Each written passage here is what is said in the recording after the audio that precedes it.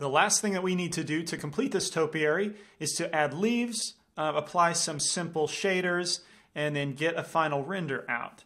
And we will be accomplishing this with a particle hair system, where we have several different options that vary in efficiency. If you remember in the first video when I was talking about the level of detail that you might need, where if your topiary is in the background, why go through all this effort? You wouldn't need to do that. You can simply apply a particle hair system to the model itself and not worry about the vines. You can use strands instead of instanced leaf geometry, where the strands are much more efficient and will save you some render time. But since those are either tubes or flat planes, it won't look like a leaf. It'll look like an approximation or a stylistic leaf. But from the beginning, I said that this was going to be the highest level of detail that you would probably ever want from a topiary. So I'm going to be using instanced leaf geometry. And first thing to do is to create that. So let's jump over to an empty layer. And I'm going to first set up an image plane from a top-down view. Hit number pad 7 and 5 to go to orthographic top view. And let's see, enable background images. Let's choose add image. And then for the axis, this will be from the top. And let's open our image, which I have in the texture folder because I'll also be using this as the leaf texture. And it's called leaves PNG. That will be included in the source files. And this will give us something to model from. So I will add a mesh plane. And let's rename this Leaf A. Tab into, before I tab into edit mode, let's move the object so that the origin, that orange dot in the middle, lines up with the end of our leaf. There we go. Now I will tab into edit mode and move my elements around, the vertices in particular, and just start to outline my leaf shape. And I want to keep this as simple as possible, because each polygon that I can save will save me render time. So I'll just continue drawing a polygon outline around my leaf. And I don't care about triangles or quads necessarily. I just want to create the simplest and most efficient form.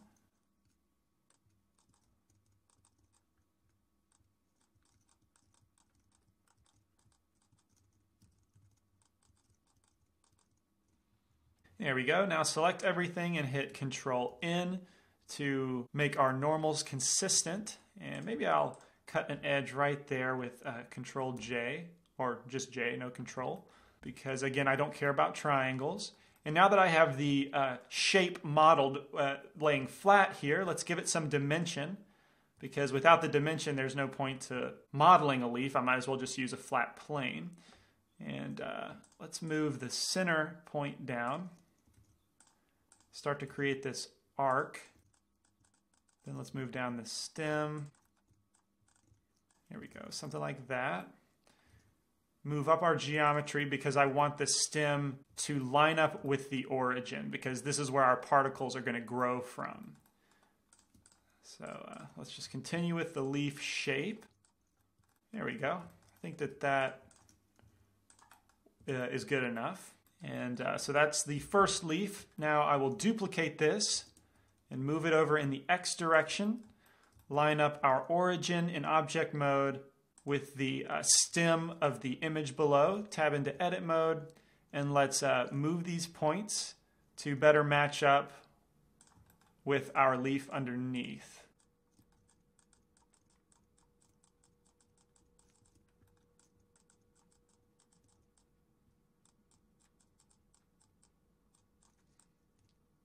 There we go. I think that's about as good as it'll get, though I have a triangle in here that's not filled. Let's fill that on both. And maybe vary up our shapes a bit. Enable connected proportional editing. And let's move this side down perhaps. Just make it a little bit different. And now might as well go lay out our UVs. So from a top orthographic view, using 7 and 5 on the number pad, I will split my window and make this left side the UV image editor, and get rid of our tool and view properties panel.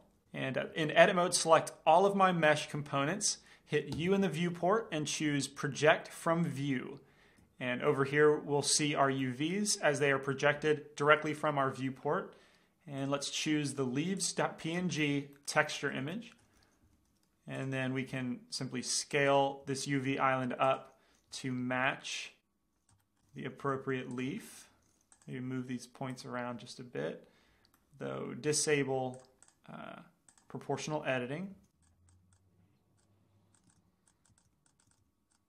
There we go. And do the same thing to the other one. Tab into edit mode, select everything you project from view, and then scale this up, make it match the underlying image.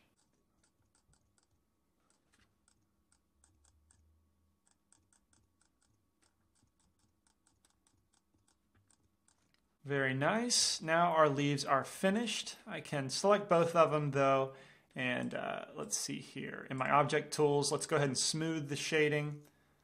And let's see, perhaps select everything in edit mode and hit Control-N to reunify the normals. Do the same thing on the other one. And for our second leaf, let's rename it to Leaf B. And then select both leaves, Control-G to create a group.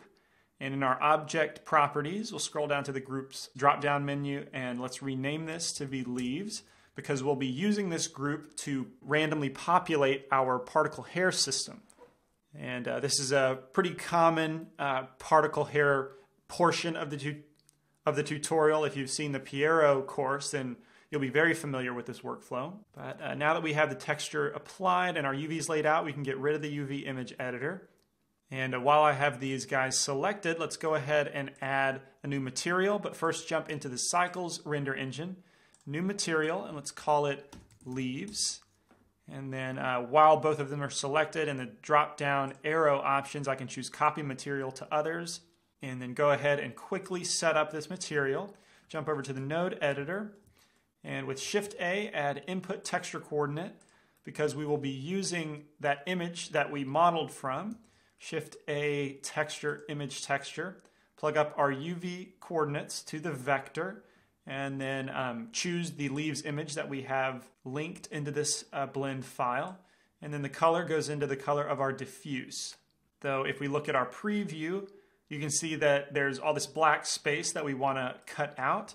We can do that with a shader, transparent shader, and then mix that with our diffuse in the right way. So add a mix shader. And let's plug our transparent into the first slot of the mix shader node, and then take the alpha from our image texture, because this is a PNG with an alpha. And if we plug that into the factor, you'll see that all the black area gets cut out. And that's the basic setup for our leaf material, but I'm sure I'll have to address that later. Okay, so now that we've got our leaves created, we can go back to layer 1. And so again, back to our options, I can do several things. I know that I don't want to grow leaves from our internal branches, so we can just turn that off in the viewport. But here I can do a mixture of either growing leaves from the actual model itself and simply not rendering the model, but only its particle system, or I can grow leaves from just the external branches. And when I was exploring this, I actually did a mixture between the two, because growing leaves from the model will give you a higher fidelity to the shape, but growing leaves from the branches will give you that more natural, not so perfect look. So for this tutorial, I'm just going to grow from the external branches. So we will keep the model turned off, also turn off its renderability while we're at it. And just a fair warning here, as you can tell, the viewport is actually running really smoothly, but we do have a lot of geometry to deal with concerning this network of branches. So just be aware that our viewport is going to slow down a lot. So much so that I'm going to rely on actual rendering with cycles, because cycles can handle a lot of geometry, and it'll be faster to just go from render to render, tweaking my particles along the way rather than try and do it in the viewport. So this is just the way that I want to go. I want this thing to be extremely detailed, and in order to achieve that detail, you have to work around the technical limitations sometimes. So in order to add a particle system, since this is a curve object, we can't actually add particles. I've got to convert this to a polygon mesh. And I can do that with Alt-C and choose Mesh from Curve /Meta/Surf/Text. And this will give me a polygon object where now I can add a particle system. But keep in mind, it might be a good idea to duplicate the branch's external before we converted it. So in case we ever needed to edit that in the future, we could easily access that. But I'm not worried about that for this project. I'm very happy with my branches, and I will just move forward as a polygon mesh. Let's add a new particle system. I'll name this leaves. And then I'll also rename the particle settings leaves _ PS. I like to make those relate to one another. And the type is going to be hair. And there we go. We've got hair growing from our geometry. But clearly the hair length is way too long. So let's change that from 4 to, let's go 0.2. And yeah, I think that is a decent size. And the viewport is still responding fairly well, but that's because I haven't chosen my leaf geometry objects to instance. Now we can do that under the render tab, where path is the default. We can choose object if we want just one piece of leaf geometry, or group if we want to randomly select from within a group of geometry objects. And that's what I'll do. I'll choose leaves as my duplicate group. And right away, you'll start to notice a little bit more lag in the viewport. Still not terrible, but you know, this is just barely even a fraction of the amount of leaves that we need. But trust me, we will work up to that.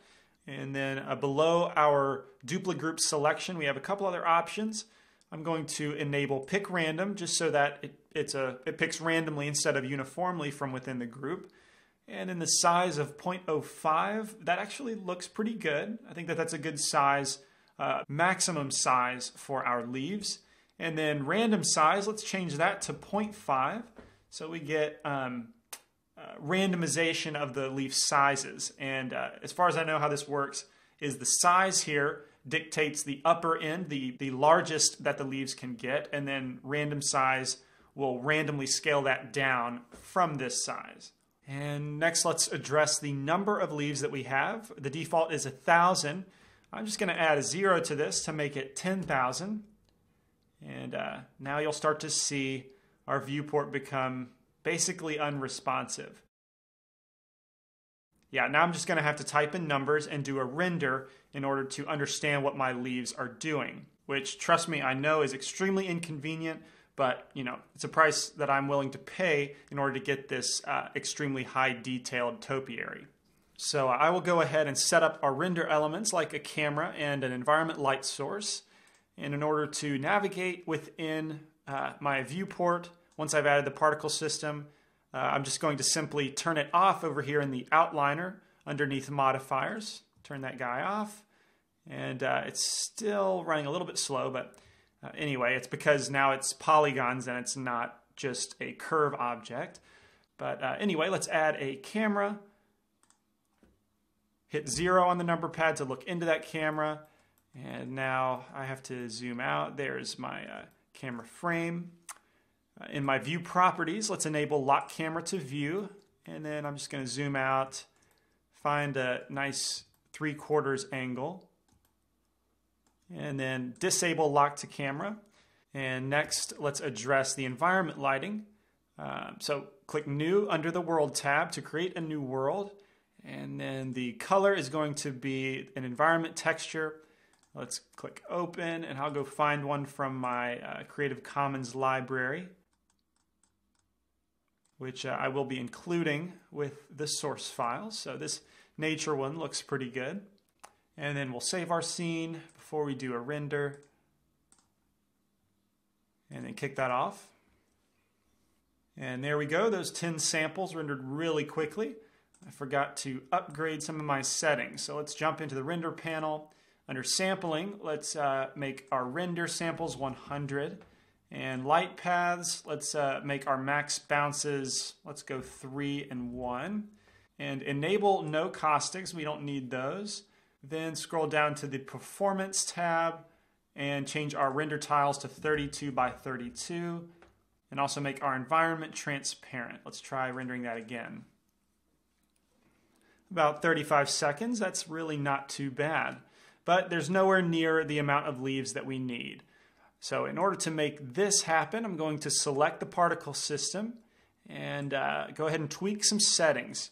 Let's increase the number from 10,000 to 100,000 just by adding a 0.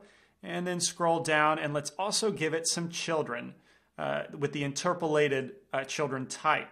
And we'll leave the display at 10. That's fine. I don't really need to see the display, but I want the render to be 10 as well. And let's see what the population of that is like now. Yeah, that amount of leaves is pretty good.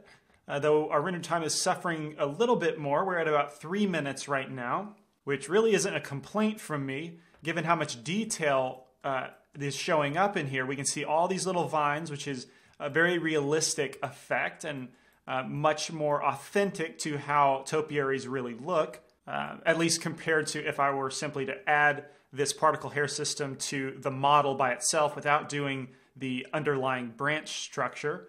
So I'm pretty happy with this level of detail, but a couple things I want to add before calling this final is, number one, we need a simple material to apply to our branches. I also want to introduce some translucency to our leaves for realism's sake, and then I also need to add a sun light source. So let's quickly create our vine or a branch material. Let's create that, call it branches, and jump over to the node editor, where I will also use a simple image texture. Let's go input, texture coordinate, let's see, texture, image texture node. We're going to open a new one called treebark 004.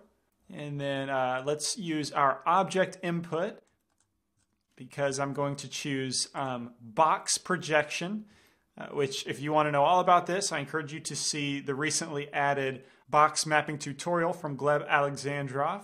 He does a great job with that. So I've switched it to box, and the blend I'll change to 0.3, and then use the color output to plug into our diffuse color input. And you can see that over here in the preview. That's it for that material. Now let's see, I'll select one of my leaves and replace our diffuse BSDF with a shader translucent BSDF, and plug in our image texture, and then replace the diffuse socket of our mix shader. There we go. And I might as well go ahead and add a specular component. Let's see, where are we at? Shader, glossy BSDF, and then we will mix that.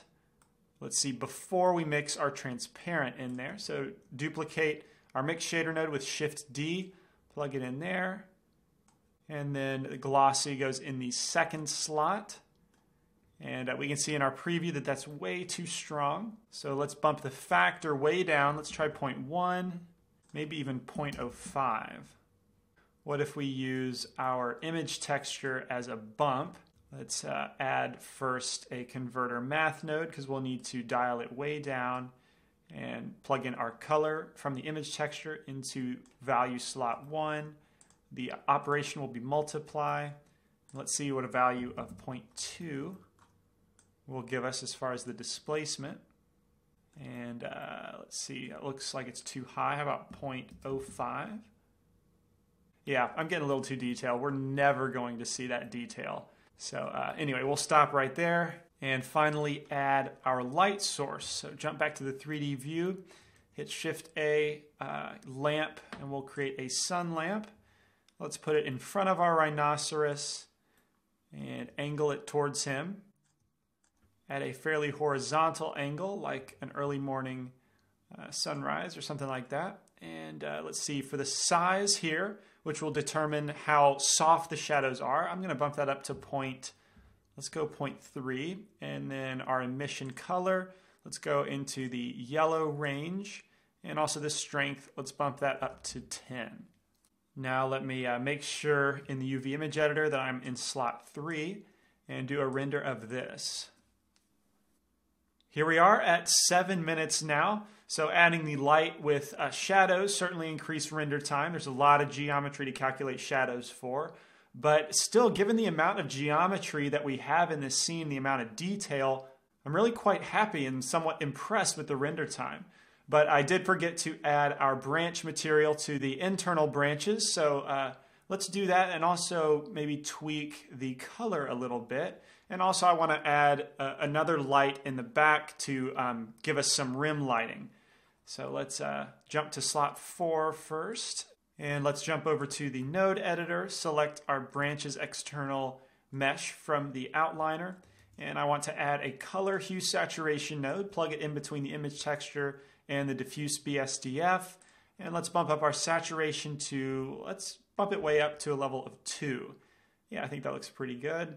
Maybe take our value down to, let's say 0.8. Yeah, make it a little bit darker. Now select our branches internal and choose that material, branches.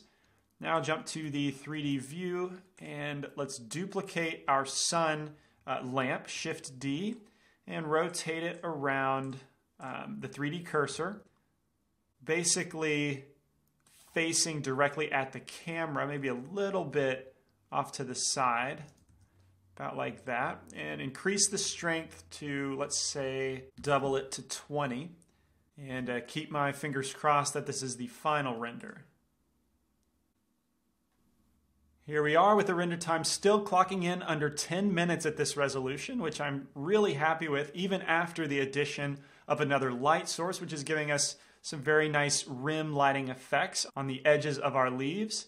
And yeah, I'm happy to call this finished. There's a lot of detail in here, which is what I was after from the beginning. The structure is authentic to how a real topiary is constructed in real life. And overall, this was a fun challenge for me. So I hope you had fun with it as well. Hope you might have picked up a few things, particularly about the IvyGen add-on. I covered that in depth, so I hope you can see how to apply that at various different Ivy-related things. That's it. Thank you for watching.